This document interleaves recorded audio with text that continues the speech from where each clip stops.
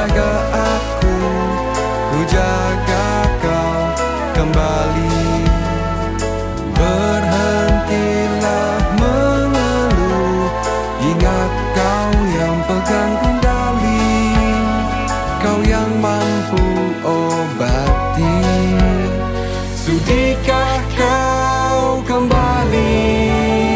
Pandanglah indahnya biru yang menjingga, simpanlah gawaimu hiruk dunia. Sambutlah masanya bisik angin yang bernada, dengar alam bernyanyi. Bila kau lelah dengan panasnya hari, jagalah kami agar sejukmu kembali. Bersatulah hajar selimut polusi, ingatlah hai wahai kaum manusia. Sampurasun. Halo semuanya, perkenalkan kita dari kelompok sosiologi. Kita akan menelusuri kampung adat Bancai di hari ini. Stay tune. Jangan lupa saksikan. Dah. Seru. Di Subang, kebetulan ada proyek akhir kita yaitu penelitian mengenai Kabupaten Subang. Nah kebetulan Anda kan tahu kampung adat Bancai itu gara-gara dulu pernah ada Sandiaga Uno sebagai desa wisata juga kan. Dan salah satu desa wisata, pelopor desa wisata tuh kampung adat Bancai gitu, yang terkenal gitu. Nah akhirnya kita mikir ya udahlah kita angkatnya. Mungkin orang-orang kan angkatnya cuma budaya Subang di kota ya Pak, khususnya paling Wisma yang kayak gitu Pak. Tapi kayaknya lebih oke kalau kita misalnya langsung ke terjun apa sih gitu yang ada di Kabupaten Subang itu. Nah makanya kita ke Kampung Adat Bancai ini. Jadi kita tuh ada penelitiannya itu bentuk itu video Pak. Jadi videonya itu kita menganalisa gitu. Jadi ada apa sih di Kampung Adat Bancai itu dan kebenaran di Kampung Adat Bancai itu kayak gimana sebenarnya gitu. Itu Pak, paling itu Kan via obrolan atau gimana? ya jadi mungkin pertama mah via obrolan ada ya Pak. Jadi via obrolannya itu mungkin sedikit ya Pak. Kita lebih banyak ke tempat-tempatnya gitu. Jadi menelusuri tempat-tempat yang ada di Kampung Adat Bancai itu. Ya mungkin terlebih dahulu ya perkenalkan nama Bapak ini Pak Odang. Pertama yang saya lihat gitu ya, ini masih minimnya tentang sumber daya manusia. Kenapa saya bilang seperti itu? Karena saya juga pernah ibaratnya bukan membandingkan ya, tapi setelah dibanding ke Jogja, yang di situ Jogja itu benar-benar mereka itu kayak macam sadar wisatanya itu udah luar biasa gitu kan. Nah itu beberapa hal yang menjadi faktor itu kan, kayak macamnya ya di situ kenapa misalkan warga Subang itu masih kurang untuk akses ke para wisatanya. Karena ketika yang saya rasakan yang di Bancai sendiri, nah jauh beda lah dengan Subang juga mungkin gitu kan. Untuk skupnya di kampung saya sendiri, awal-awalnya ketika sadar wisatanya itu belum ada, tapi disitulah ketika bagaimana kita seorang leader yang bisa menyadarkan masyarakat, intinya SDM-nya itu ya, yang di situ bisa membuat tingkat kesadaran dan animo masyarakat itu lebih ada kemauan gitu.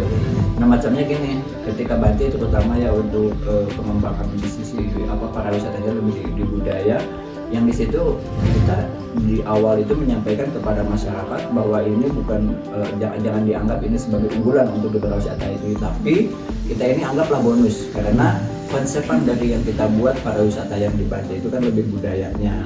Jadi yang mana ketika berbicara tentang budaya itu kan siklus kehidupan masyarakat keseharian gitu kan. Jadi ya mereka yang nandur-nandur, yang misalkan berkesenian gitu kan.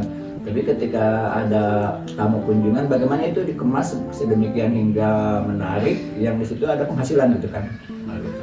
Nah ketika udah berbicara masalah cuan atau penghasilan, timbullah kesadaran masyarakat itu. Nah, kenapa saya berbicara seperti itu? Karena itu saya sudah terjun di lapangan dan itu sudah merasakan sendiri bahwa di kampung saya itu kayak gitu. Gambaran contohnya gini, dulu saya konsep tentang homestay, mau nyari 5 rumah aja susah karena masyarakat belum tahu, belum ngerti. Tapi ketika sekarang berebut, pada pengen ya? Semuanya hampir pada pengen. Akhirnya sampai saya ini kayak macam punya pemikiran lain lagi, punya pemikiran dalam artian dulu itu untuk mengajak mereka itu susah. Ketika mereka udah diajak, malah sekarang berebut. Di saat berebut itu bagaimana sih memecahkan ini masalah gitu kan, kayak gitu. Akhirnya tapi alhamdulillah saya tidak down, tapi yaitu tadi proses mungkin kalau berbicara Bace kan yang tadi saya bilang, Bace ini punya satu keunggulan bahwa masyarakatnya itu masih kuat di sisi tradisi. Yang tapi mereka tidak menolak tentang teknologi gitu kan, kayak gitu. Jadi balance antara modern dengan tradisi itu. Kenapa mereka masih memperkuat tradisi gitu kan? Karena mungkin itu adalah salah satu warisan yang mungkin mereka pertahankan, karena itu ada berkaitan dengan masalah attitude atau norma-norma kehidupan kayak gitu. Yang dimana ketika berbicara masalah pamali mereka masih laksanakan, karena kalau kita kaji tentang pamali itu ibaratnya ternyata itu pedoman hidup ya gitu. Kalau berbicara mengenai pamali mungkin kalau di kepemerintahan itu juga sama dengan kayak pasal gitu. Ketika pasal itu dilanggar otomatis kan berakibat seperti itu gitu. Nah cuman kalau mungkin dibaca itu pamali gitu kan. Nah ketika pamali di sini ketika dilanggar ya berdampak ke diri sendiri. Jadi ketika ya sampean ibaratnya adat udah memberikan saran seperti itu, tapi ketika dilanggar ya berdampak ke diri sendiri. Sanksinya itu apa? Ibaratnya kayak sanksi sosial lah gitu kan, yang di situ lebih kejam lebih. Ya gitu, gambaran contoh gini. Di sini ada aturan yang di situ itu kayak macam ketika misalkan untuk kita melaksanakan gotong royong, ya di situ kan orang udah menyerahkan pamali tuh nggak boleh, harus ikut kamu. Ya ketika misalkan kita melaksanakan, orang akan hidup sendiri, bahkan itu bisa dikucilkan karena tidak ada mau kekompakan ibaratnya kan. Dari berawal akar itu saja mereka udah kayak jerak, udah takut gitu dalam hidup ini gitu kan, tidak barang kayak gitu, udah nggak mau lagi diomongin orang gitu kayak gitu. Ya terusan berbicara mengenai alam, kaitan dengan alam ya nggak boleh misalkan main ke salah satu tempat yang di situ itu kan misalkan di hari Jumat kan di sini ke Curug Betang, ke tempat-tempat utang larangan itu nggak boleh kan, jadi nggak boleh ada aktivitas. Ya ketika dilanggar mereka misalkan ada kecelakaan atau apa, nah rasain sendiri kan gitu. Sebenarnya banyak di sini itu. Nah ketika berbicara mengenai semua itu akhirnya warga di sini itu ya bisa seperti itu masih kuat mempertahankan. Beda kan kalau di kota itu udah individu ya, lagi bodo amat dengan tetangga, ya. Tetangga mau sakit, tetangga mau makan nggak peduli. Kalau di sini lihat tetangga misalkan tahu aja kelaparan pasti ada. Tapi alhamdulillah semua ini kan berkat tadi kesemangatan yang luar biasa. Ya nggak ada yang namanya kelaparan atau apa. Nah cuman andai pun ada gitu kan misalkan kekurangan yang sakit itu udah nengok satu kampung udah bantu kayak gitu. Nah mengenai berbicara tadi mungkin berkaitan dengan pariwisata sendiri berawalnya mungkin karena gini, kalau berbicara tentang awalnya Bace itu kan dulunya kita berbicara tentang sejarahnya ya. Sejarahnya itu namanya kan bukan Bace, dulu itu Neglah, yang mana mungkin di situ waktu di kisaran tahun 1800-an itu kan mungkin ada 7 kepala keluarga yang di situ ada kejadian bencana yang meratakan kampung Neglah tersebut sehingga rata dengan tanah. Akhirnya mereka ngabace itu musyawarah untuk bagaimana memecahkan ini masalah gitu kan. Ya akhirnya terjadilah itu ngabace atau musyawarah tadi, yang di situ hasilnya adalah hasil kesepakatan bersama gitu, harus ganti nama. Yang pertama itu dari nama Neglah itu harus diganti dengan Bace, dari asal kata Bace tadi. Pertama itu. Yang kedua di situ harus bagaimana sih bentuk rasa syukur kepada Sang Pencipta, minimalnya setahun sekali itu harus syukuran atau tolak bala. Makanya terjadilah itu ruatan bumi gitu. Nah ruatan bumi itu kan lebih ke ruat itu rawat, bagaimana sih menjaga alam gitu kan. Jadi ruat itu merawat. Nah bagaimana caranya kita itu harus bisa menjaga alam gitu kan. Nah, karena kan intinya gini, hablum minallah hablum minanas atau yang sebagainya itu kan itu kedekatan kita dengan alamnya harus dijaga supaya jangan terjadi lagi hal-hal yang tidak diinginkan gitu. Untuk rasa syukur gimana, yaitu atas hasil bumi yang telah kita Allah berikan, disitulah harus ada syukuran. Juga banyaklah ketika berkaitan dengan ruatan bumi, membangun silaturahim kan, minimalnya 1 tahun sekali itu kita ngumpul gitu kan. Nah Banjai sampai sekarang, makanya dari mungkin kalau di apa ya, kalau dihitung mungkin ini udah 220 berapa gitu kan. Nah, makanya itu bisa dikatakan kategori masyarakat tradisi. Karena kalau menurut yang saya dengar ketika berbicara masalah tradisi, masalah adat itu kan tradisi adat yang itu minimalnya 50 tahun itu harus. Kayak misalkan gini, ketika misalkan ada desa wisata nih, oh masyarakat saya masyarakat tradisi ibaratnya gitu kan. Padahal dia usianya baru 2 tahun atau 3 tahun. Karena misalkan itu kan dibuat, ada juga kan sekarang desa-desa yang dibuat itu demi apa ya namanya, kan dari dinas itu harus minimalnya kan harus ada event tiap tahun itu misalnya. Kan ada yang juga yang dibuat ya. Itu masyarakat tradisi ibaratnya. Itu belum bisa dikatakan tradisi kalau misalkan itu menurut seorang budayawan. Saya juga dengar kayak gitu. Akhirnya ketika dengan adanya buatan tadi, banyaklah orang yang datang ke sini jadi melihat tentang isi kebudayaannya, terutama kan dosen-dosen, mahasiswa awal-awalnya kayak gitu. Ketika itu semua berjalan, bahkan saya sendiri juga waktu itu mungkin hanya ngikut-ngikut kepada orang tua. Apa ya tujuan mereka, kita nggak tahu gitu kan tujuannya itu apa, datang ke sini rasa penasaran mungkin. Jadi dari situlah kayak macam bukan diangkat menjadi desa wisata, tapi di sini kita kayak macam ngikutin alur aja ya. Mereka datang ke sini, kita sambut, kita ya sebenarnya dari dulu Banjai ini udah menjadi satu kegiatan yang di situ berkaitan dengan desa wisata. Padahal desa wisata itu belum tercipta waktu di zaman-zamannya itu, tapi kami di sini itu udah seperti desa wisata gitu. Nah, ketika mungkin dicium oleh dinas, oleh semuanya, oh ini mungkin ketika boomingnya desa wisata muncul, akhirnya ya Banjai dikategorikan sebagai desa wisata.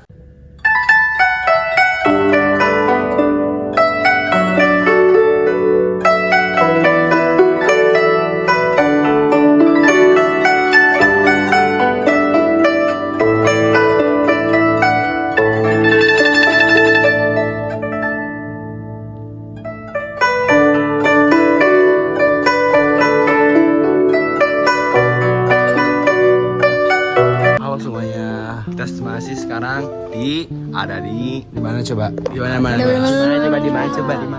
Oke, sekarang kita tuh udah ada di potensi Cagar Budaya, situs Pasir Aki yang Salahuddin Aki Letik.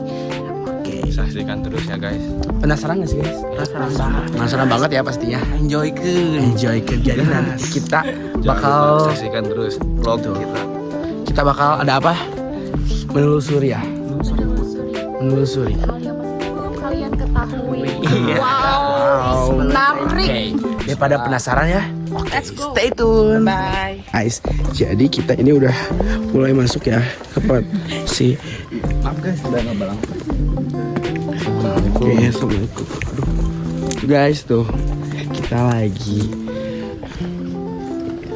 Jadi di sini tuh ada saung peninggalan Aki Letik dan di sini adalah cagar budayanya yaitu situs Pasir Aki Letik. Nah, kenapa sih kita cuman berempat di sini? Karena Asri sama Devani itu berhalangan.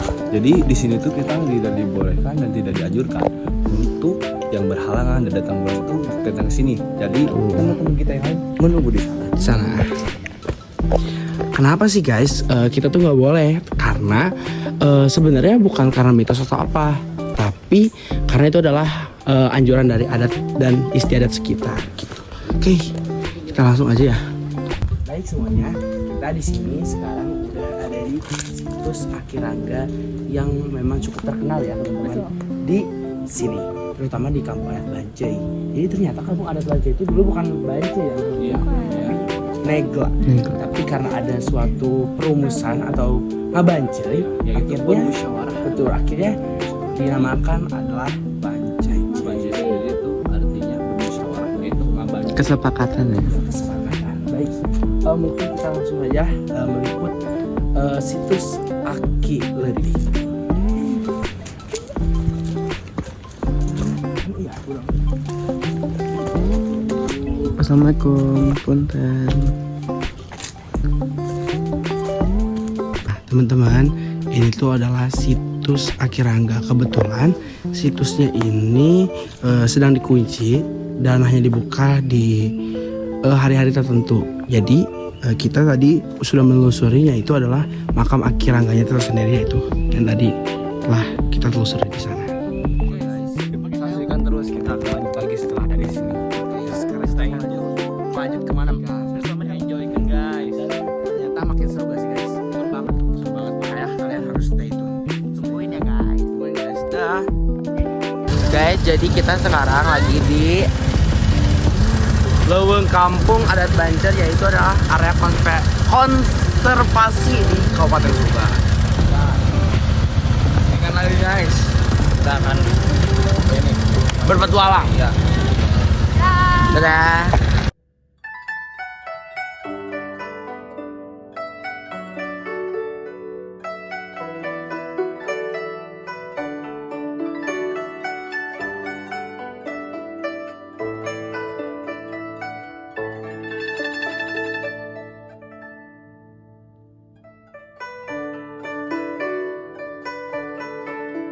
Guys, jadi kita udah ada di hutan konservasi di Curug Bentang. Gitu ya. Oke. Ini emang perjalanan kita udah 30 menit sih jalan. Jadi belum ke lokasi tujuan. utama. Oke. Nah, ini ya hutan konservasinya tuh. Oh guys. Mereka Yuk gas lagi 1 jam lagi yuk, jalan lagi yuk. yuk. Guys, kita sedang berada di lahan konservasi Aksam ya. Cepet. Apa lagi? Udah ini. Apa? Jadi guys, ini tuh adalah lahan konservasi bagi ribuan dan bahkan jutaan makhluk hidup yang ada di sini, dan tentunya termasuk kita ya semua ini yang hidup. Karena mereka ini akan mengeluarkan oksigen yang berguna bagi kita. Nah, kita udah ada di pemukiman warga. Nah, ini adalah pemukiman warga yang ada di Desa Adat Banjai. Jadi kita ini udah ada di salah satu sawah ya. Sawah pesawahan di Bancai, Desa Tuh, Bancai. kita lihat tuh. Bagus banget ya teman-teman. Oke, kita terus ya tuh, di sana ada Asri. Kita ke Asri dulu kali ya. Oke. Sri gimana Sri? Di Adat Banjai ini lu dan gimana? Enjoy guys, keren banget. Keren banget ya. Ini tuh salah satu tuh pesawahannya. Kalian Sangat harus berkunjung ke sini. betul sekali. Aslinya enakan pisan. Nah guys, dah kita kembali lagi ya. Ternyata vlog kita sudah sampai di sini. Tapi kita nggak akan bosan-bosan ke sini lagi. Betul, benar-benar sekeren itu ya teman-teman. Ya. Pokoknya teman-teman Sekali harus ke sini. Pengalaman baru ya, tempat baru, Ya. pengalaman baru. God. Guys, See you next time. Oke. Oke, dari kita cukup sekian. Dadah semuanya.